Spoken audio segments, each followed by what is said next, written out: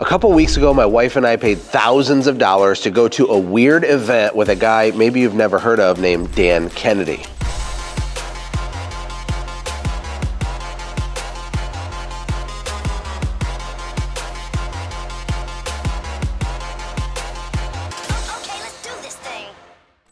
In this video, I'm going to share some of the insanely profitable ideas Dan Kennedy shared with us at this event. And I'm also going to give you a couple of tips on how to get in different rooms, how to learn while you're in the rooms, and I'm going to share some of my private notes. In the world of marketing, few names resonate with as much power and influence as Dan Kennedy. He's known as the Godfather of marketing. This title was earned through decades of transforming businesses and shaping the way that we sell. Seeing Dan Kennedy in person, it's like stepping into the mind of a genius. And it's not just his knowledge that sets him apart, it's his ability to see the unseeable and to simplify the complex. And before I go through my notes and all the insane money-making stuff that I learned at this event, don't forget to like and subscribe this. If you have a small company, you like to think different. If you have a family, you're an entrepreneur who's married with kids and you want to make more money, don't forget to subscribe, like, and comment. We'd love to know your story, where you're from, what types of videos you'd like to see in the future.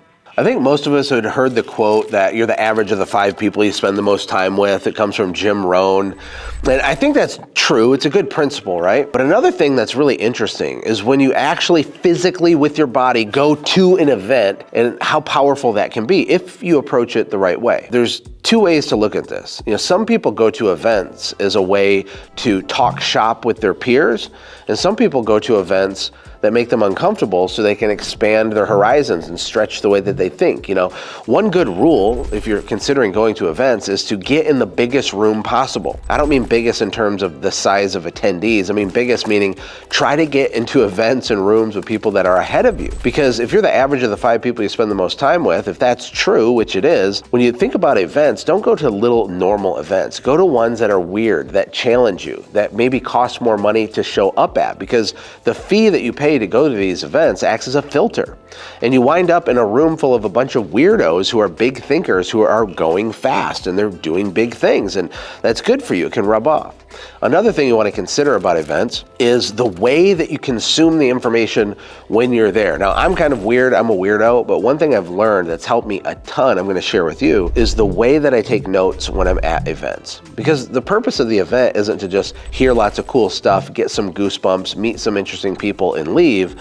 The goal is mastery. It's to take the information you hear and permanently put it in your brain and then deploy it actually into your business. And the only way to do that is to actually remember what was really said there. It's really shocking to me, even at Dan's event, which I'm going to go through some of the notes and some of the things that he shared with us in just a second.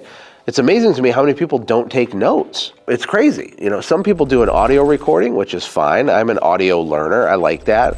But there's something that happens kinesthetically when you're taking notes as you're learning that makes it stick more permanently. Another kind of insider ninja trick that I do is after I learn stuff at an event, I try to immediately reteach the stuff that I learned. Because another unknown thing, truth of life, is that one of the best ways to learn is to teach. When you have to re-articulate something that you just learned, that just came into your brain, it sticks way more. Like even in this video, I'm going to go through some of the things that Dan was talking about, and it's going to make it stick more for me. It's really an act of self-improvement for myself to even make this video teaching it back to you. So think about that. Pay money. Go to bigger rooms that make you uncomfortable, not just the ones that are easy, where you're known and you know everybody. And then when you're there, take notes similar to this. I'll have my guys put on the screen what my notes look like. And I don't do it to be fancy. In fact, I've never really shared these on a video before. But when I take notes, these are my actual notes from Dan Kennedy.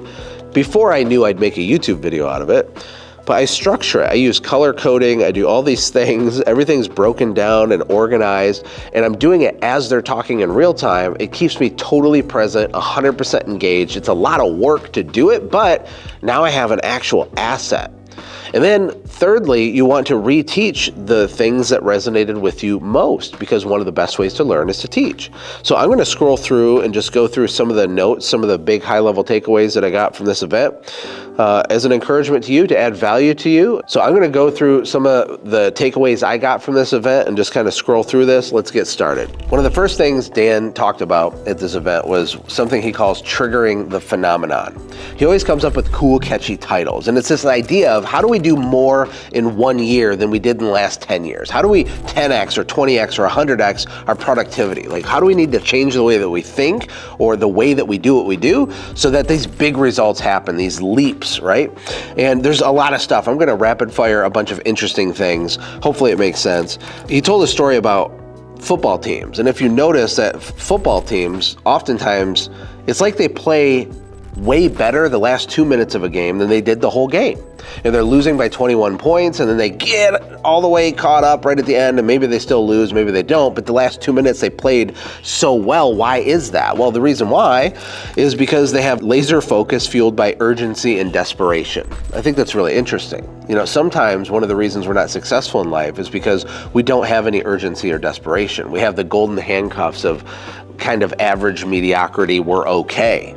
And, you know, it's something to think about. He also talks about renegade thinking, right? He gave a funny quote that the trick to money is having some, which is hilarious. But renegade thinking is about thinking the opposite of everybody else. You know, one good rule of thumb that Dan kind of made fun of a lot was look at what everyone else is doing and do the exact opposite of that thing. If everyone's freaking out about some trend, just like ignore the trend. You know, what everybody's freaking out about, how can we asymmetrically look at the situation? You know, if you do start doing things different in your industry, or if you come up with a weird idea that people give you pushback for, the resistance and the size of your haters list when you are thinking out of the box is really evidence that you're a renegade thinker, and that's a good thing. He then gave a Walt Disney quote where one of the only times that Walt Disney was worried about one of his ideas was when his entire team liked it, right?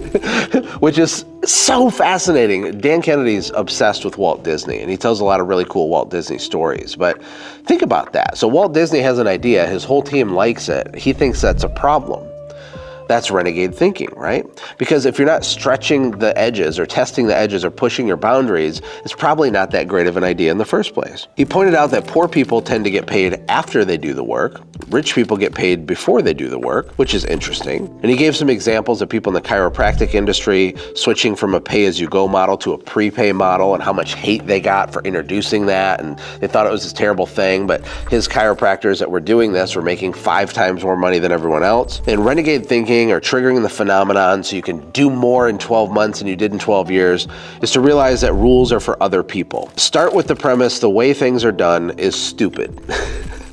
Just start with the premise, you know, the way things are done around here. He tells some corporate story about that's just the way things are done around here and how dangerous that can be, especially if you've been in business for a really long time. You get into a rhythm, you get into a Groundhog's Day of thinking where nothing really radical is ever happening. Then he says, assume that everyone around you is stupid regardless of status or money. There's another quote that comes to mind, never meet your heroes. You know, when you meet really fancy people, you realize that they're painfully average in like every category except a couple things. Like they're actually disappointing in a lot of ways. But for small business owners, especially in the age of the internet and a bunch of gurus on the internet running around, there's this tendency to think that they have it all figured out. And they don't. Like, trust yourself more. Think outside of the box. Do weird stuff, right? Be a renegade thinker. Trigger the phenomenon. He talks about how on Shark Tank, the sharks would have rejected MyPillow. Are you familiar with MyPillow? Mike Lindell, he sells this pillow. People don't like Mike Lindell. He's a huge Trump supporter. I think Mike Lindell's a legend. Shout out, Mike. You're the man. I have a MyPillow. Don't love the pillow, honestly, but it's a good pillow, and I was happy to support MyPillow. But if Mike Lindell went onto the Shark Tank and said, I want to raise $1 million to sell pillows for $40 on TV commercials, there's no way they would have invested in that because it just sounds silly, right? Because they're trying to fit everything into their small box. They don't understand direct response marketing, which is how Mike Lindell sells MyPillow. What does this have to do with you? It has everything to do with you because when you're looking at someone you respect and they have a certain type of advice they're giving you, you can receive that advice, but be careful because they're only looking at the world through their own lens, even if they are successful. They're only looking at it through a small box that they've kind of fit their success into. And that doesn't mean it's going to work for you, and it doesn't mean that your weird idea will not work. He tells another Walt Disney story about how amusement parks before Walt Disney, they had multiple exits and entrances into the park because they're really big that have multiple parking lots and different ways to come into the park.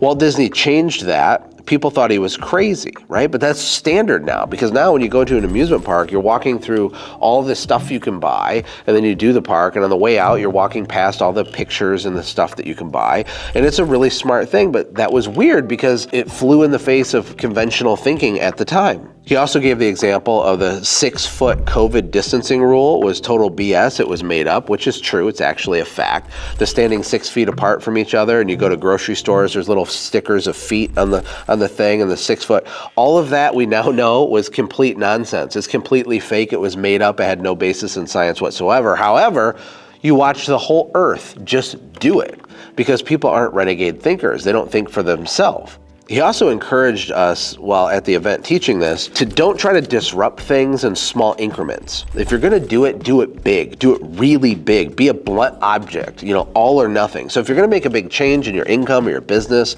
or you're gonna try out an idea, go all the way with it because that's the kind of thing that can trigger the phenomenon. He kind of ended his first session talking about how we need to be comfortable with backlash. We need to enjoy challenging and poking holes, right? We need to develop a strong immunity to criticism.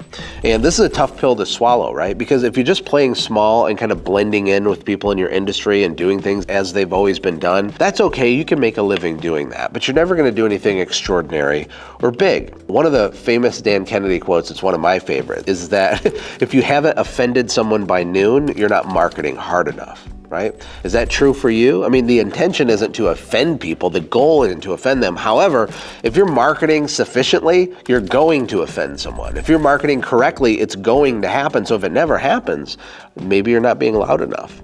So let me back up for a second. The purpose of this video isn't to just give a deep dive recap on Dan's thing. The purpose of this video is to share some of the private notes I took that got me thinking. But the real purpose is for you to understand when you pay thousands of dollars to go into a room with people that are big thinkers or they're more accomplished than you, really good things happen. Especially if you take notes, you're present, and you reteach and re-articulate some of the concepts that you've learned. And some of the most valuable principles that you can learn in business are abstract. A lot of the things I just read, you might be thinking, well, how does that apply to me? I don't understand how that applies to me. I want a tactic, Josh. And that's just a lower level way to think of it. Because when you hear a story about a football team playing better in the last 2 minutes, your job is to bridge that principle back into your life somehow, right?